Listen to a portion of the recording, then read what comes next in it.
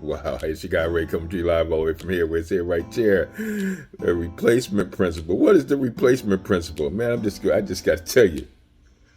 Remove the lies, replace with truth. That's what the replacement principle is. How to remove the lies that we're saying about ourselves, that we're believing about ourselves, and replace it with the truth. Stop believing the lies that society and the world says we're supposed to be, men, masculinity, all that crazy stuff, and start believing the truth about what God wants us to be. You want to know more about this? Just stick with me. Make sure you go and subscribe on my YouTube page, Ray Corner Live.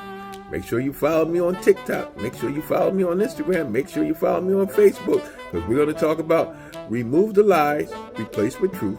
It's called the replacement principle. And watch this. I'm going to hit you with one thing real quick.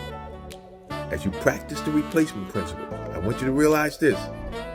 Realize how your perception shapes your reality, and therefore your decisions you make and actions you take. I'm going to say it again. Realize how your perception shapes your reality, and therefore the decisions you make and actions you take. Your perception messes with your decisions, messes with your reality, and it deals with the actions you take. Ponder that thought.